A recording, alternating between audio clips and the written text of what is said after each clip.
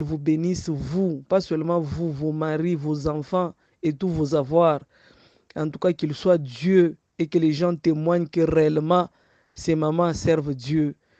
Merci Seigneur Jésus, merci pour la grâce que j'ai eue aujourd'hui pour parler de ta part, Seigneur. Ta parole est une vérité. Toi-même, Dieu, tu es la parole. Parce que la Bible dit dans Jean chapitre 1er, le premier verset, on nous dit, au commencement était la parole était avec Dieu et la parole était Dieu. Donc la parole que je vais communiquer aujourd'hui à ton peuple, c'est toi Dieu que je suis en train de transmettre à ton peuple. Aide-moi Seigneur, que je ne dise pas ce que moi je connais, mais que le Saint-Esprit, la puissance du Saint-Esprit me conduise et me dirige, Seigneur. Dans tout ce que je ferai, j'ai envie de voir ta gloire. Je veux voir ta gloire et ta main en action au nom de Jésus-Christ. Amen, amen, amen.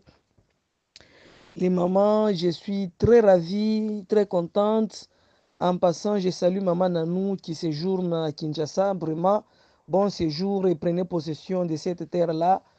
En tout cas, que votre séjour soit béni, que Dieu bénisse votre arrivée et votre départ au nom de Jésus.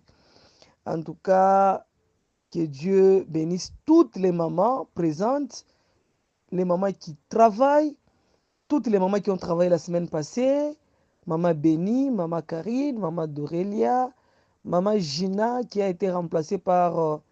non, Maman Gina, oui, Maman Milka, Maman Gina qui a été remplacée par Maman Mimi.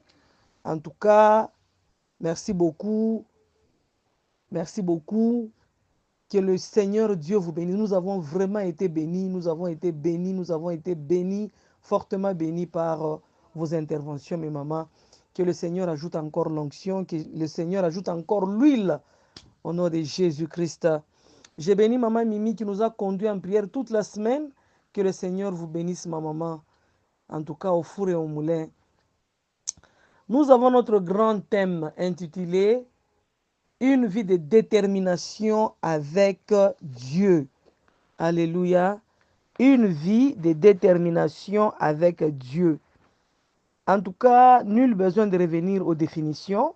Mais moi, j'aime donner des définitions selon ce que l'Esprit de Dieu me conduit. Alléluia. Moi, j'appelle la détermination. La détermination, c'est braver le danger.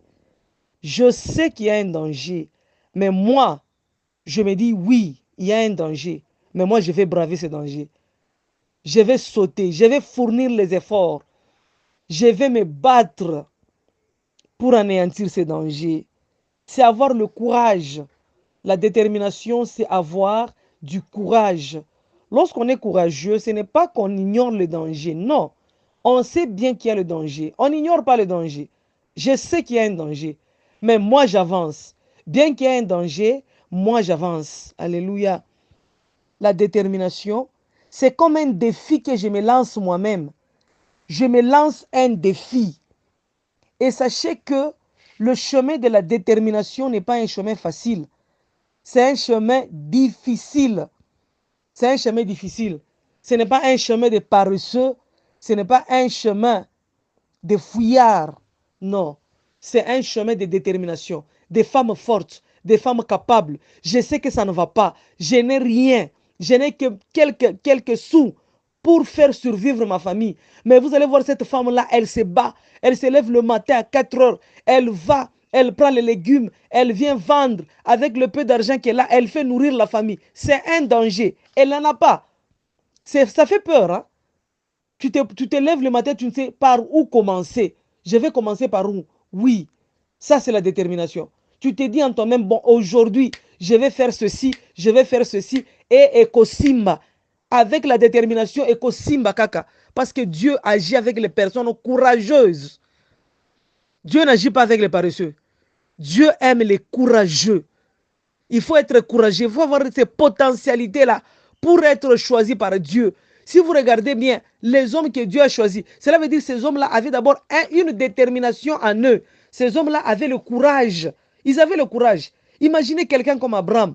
Dieu lui demande de donner son enfant, l'unique enfant qu'il a eu avec sa femme Sarah. Mais cet homme-là, il a accepté. Bon, imaginez-vous d'abord. Imaginons-nous. Si réellement Dieu avait accepté qu'Abraham puisse offrir Isaac, est-ce que vous avez l'image d'Abraham face à sa femme, à ses serviteurs, à l'environnement? Qui l'aurait cru? Qui allait accepter que c'est réellement Dieu qui a demandé à Abraham, à Dieu, qui allait cru que c'est réellement Dieu qui a demandé à Abraham de lui donner son enfant? Est-ce que Sarah allait même supporter? Sarah allait supporter la présence d'Abraham. Mais cet homme est parti avec la détermination. Il fait confiance en Dieu. Alléluia. Alléluia. Nous avons... sorry pour cette interruption de l'audio, vraiment. Je disais, pour avoir la détermination, pour avoir une vie de détermination, il faut d'abord se connaître soi-même et connaître le Dieu en qui on place cette détermination. Parce que la détermination dont il est question ici, ce n'est pas la détermination pour les choses. Pour avoir la détermination, pour avoir une vie de détermination, il faut d'abord se connaître soi-même et connaître le Dieu en qui on place cette détermination. Parce que la détermination dont il est question ici, ce n'est pas la détermination pour les choses vaines. Ce n'est pas la détermination pour les choses matérielles, mais on nous dit une vie de détermination avec Dieu. Cela veut dire je dois d'abord me connaître moi-même et connaître le Dieu en qui je crois, connaître le Dieu en qui je place cette détermination-là. Alléluia. Nos mamans nous ont parlé, la détermination est semblable à la foi. La détermination est semblable à la persévérance. Lorsqu'une personne a la détermination, la personne démontre, c'est la foi même, c'est une démonstration. Je sais que c'est difficile, je sais que c'est impossible, je sais, physiquement, je sais comprendre que ça me dépasse. Mais je réagis avec l'homme intérieur qui est inspiré par l'Esprit de Dieu. Parce que la détermination dont il est question, c'est la détermination avec Dieu. L'homme intérieur, comme cet homme-là est dirigé par l'Esprit de Dieu, cet homme va me donner la force. Et vous savez vous-même que l'homme intérieur, ou bien la Bible dit, c'est l'esprit qui est plus fort par rapport à la chair. L'esprit, en réalité, dans l'homme, c'est l'esprit. Cela veut dire, lorsque l'esprit te donne du courage, le corps n'a pas d'autre choix à faire qu'exécuter. Alléluia. Je me rappelle de Josué. Josué s'est rappelé, il se connaissait lui-même et connaissait son Dieu. Pourquoi j'ai dit ça? Quand vous lisez Josué chapitre 1er, le verset 8, la Bible nous dit quoi? Moïse avait donné les instructions à Josué. Maintenant, lorsque Moïse n'était plus là, Josué s'est retrouvé seul. Il a eu peur. Il a eu peur. Mais Dieu lui a dit quoi? Que ces livres de la loi ne s'éloignent point de ta bouche, mais dites-le jour et nuit. Pourquoi? Pour agir fidèlement selon ce qui est écrit. Car c'est alors que tu verras du succès dans tes entreprises. Josué se connaissait et Josué connaissait Dieu et Josué avait les promesses de Dieu. Une femme déterminée, c'est une femme qui a d'abord la confiance en Dieu. Et cette femme-là connaît ce que Dieu lui a promis. Elle fait confiance à Dieu. Elle ne regarde pas les dangers. Elle ne regarde pas les montagnes, les collines et de l'eau. Non, elle fait confiance en Dieu. Moïse s'est retrouvé devant la mer Rouge. Dieu a dit, prends mon peuple, tu l'amènes dans la terre promise. Mais pour amener le peuple dans la terre promise, ce n'était pas facile. Ce n'était pas avec une baguette magique que le peuple se retrouve dans la terre promise à Canaan. Mais il y avait la marche à faire. Le premier danger, c'était la mer Rouge. Mais Moïse avait cette détermination. Bien que le peuple se lamentait, Moïse se connaissait et Moïse connaissait Dieu. Alléluia. Moïse se connaissait lui-même et il connaissait Dieu. Il se connaissait comment? Parce qu'il sait que c'est Dieu qui m'a choisi. C'est Dieu qui m'a établi. C'est Dieu qui m'a donné cette autorisation. Comme c'est Dieu qui m'a donné, il va me donner la capacité de braver tous les dangers. Alléluia. Il va me donner la capacité de braver tous les dangers. C'est ainsi que Moïse, il a dit, demandez au peuple d'arrêter de murmurer, d'arrêter de parler, parce que Dieu va agir. Et vous connaissez la suite, mes mamans. Alléluia. Josué avait cette promesse. Quand vous lisez Josué chapitre 1er, le verset 8 et 9, vous allez comprendre que Josué connaissait lui-même. Il se connaissait et connaissait son Dieu. Gloire au Seigneur. Gloire au Seigneur. Alléluia. En parlant de Josué, Josué chapitre 10. Là, c'était juste une illustration. Josué chapitre 10, le verset 12, Qu'est-ce que la Bible nous dit? Alléluia. Nous allons lire la parole de Dieu, mes mamans. C'est là que nous avons focalisé notre enseignement. Josué chapitre 10, nous allons lire le 12e verset. Alléluia. Josué chapitre 10, nous allons lire le 12e verset. Qu'est-ce que la Bible nous dit?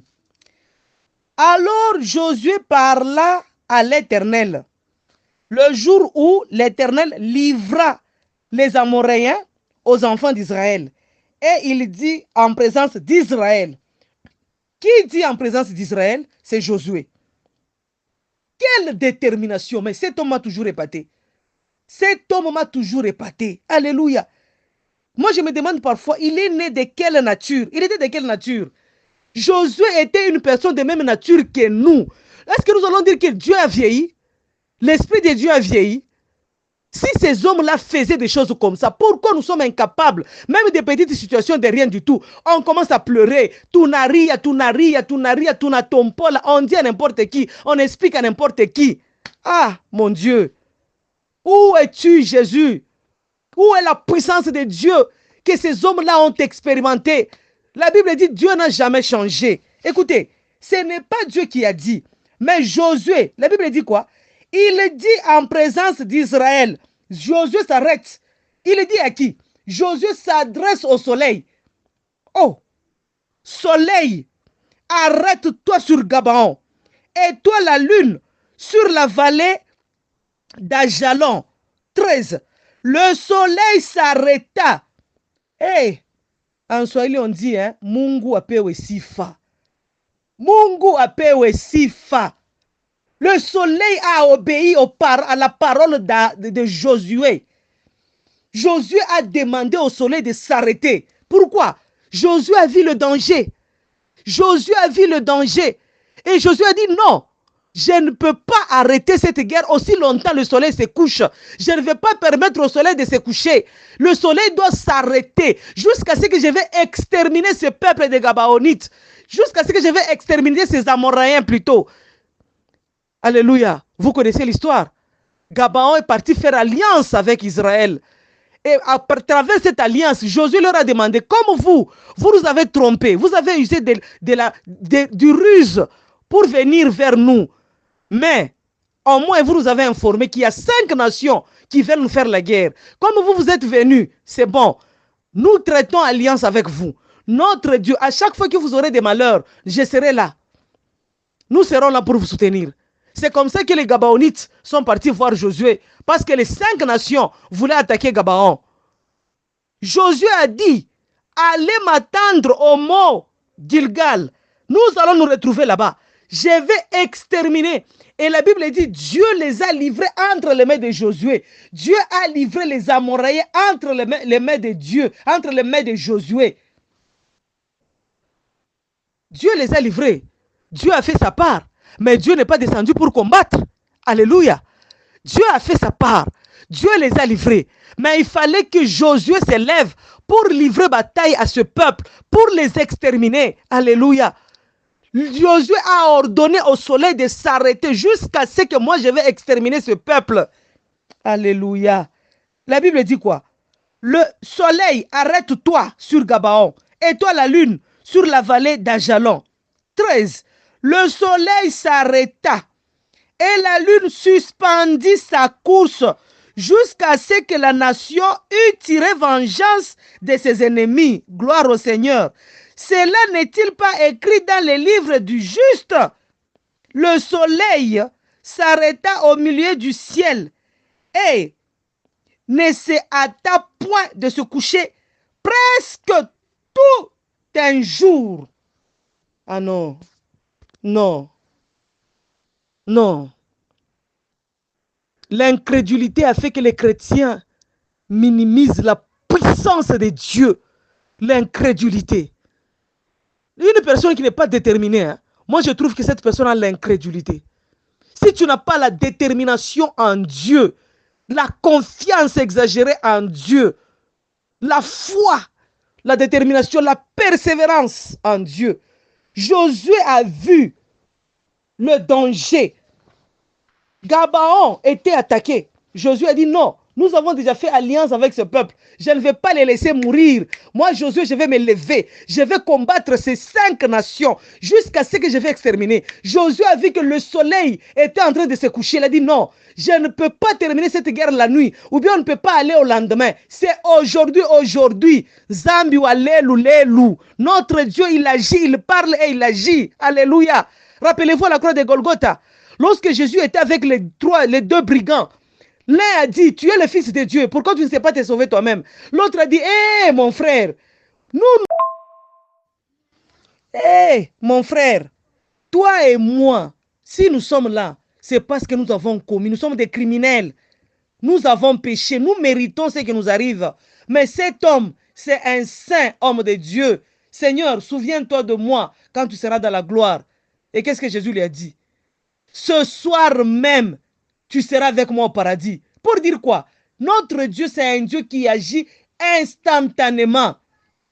Aujourd'hui, nos églises deviennent des centres de santé. On soigne les maladies spirituelles comme on soigne la malaria. C'est quel Dieu ça? C'est quel Dieu que nous servons? Est-ce qu'il y a la détermination dans la manière de servir Dieu? Maman, ce thème-là, c'est vraiment un thème kitoko, vraiment. Est-ce que nous servons Dieu dans la détermination? Pourquoi nos églises aujourd'hui deviennent des centres de santé? On voit les malades. Moi, je vois, lorsqu'il y avait des malades à la piscine, rappelez-vous, on nous dit l'ange descendait après 1 heure du temps. C'est lui qui tombait le premier dans la piscine. Quelle que soit la maladie, il sortait guéri. C'est ça Dieu. Alléluia. C'est ça Dieu. Hein? La Bible dit, vous imposerez les mains aux malades et les malades seront guéris. L'Esprit du Seigneur est sur moi parce qu'il m'a pour annoncer une bonne nouvelle aux pauvres. Est-ce que nous avons la détermination d'annoncer une bonne nouvelle aux pauvres? Lorsque nous parlons avec les pauvres, est-ce que nous annonçons réellement la bonne nouvelle? Est-ce qu'à travers notre façon de parler, nous transformons la vie des autres? Alléluia. Oh Mungu. Seigneur, merci. Une vie de détermination. Une vie de détermination. Nous devons servir Dieu avec détermination. Peut-être Dieu a vu en nous. Nous le servons, oui, mais nous ne servons pas Dieu avec détermination. Nous ne sommes pas fermes dans nos décisions. Lorsque tu dis oui, c'est oui. Même si je vois le danger, j'ai déjà dit oui, c'est oui. J'avance, je ne recule pas. J'avance, je continue. Malgré les dangers, moi j'avance, je continue. Jusqu'à ce que je vais atteindre l'objectif que je suis en train de poursuivre. Alléluia. Je ne cherche pas à être applaudi. Lorsque tu es dans la vie de détermination, ne cherche pas à être applaudi. Parce que le monde ne va pas t'applaudir, mais le monde va te lapider. Bien comme il lapide, mais moi j'avance, moi je continue. Parce que je suis déterminé à avoir ce dont j'ai besoin. Ce dont j'ai besoin, ce que je cherche, j'en ai besoin, j'avance. Est-ce que nous avons une vie de détermination dans notre marche chrétienne? Maman, avons-nous une vie de détermination? Les Josué, ils ont défié le monde. Si vous lisez le verset 14, il m'impressionne. Écoutez le verset 14. Toujours dit ça. Il n'y a point eu des jours comme celui-là, ni avant, ni après. Josué. Ce que Josué a fait, personne né d'une femme ne l'a fait. Arrêtez le soleil. Où l'Éternel ait écouté la voix d'un homme, car l'Éternel combattait pour Israël. Dieu agit en voyant aussi la détermination.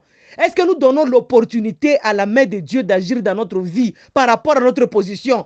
J'aimais souvent les paroles d'un homme de Dieu. Il dit quoi? Change ta position, l'Éternel changera ta situation.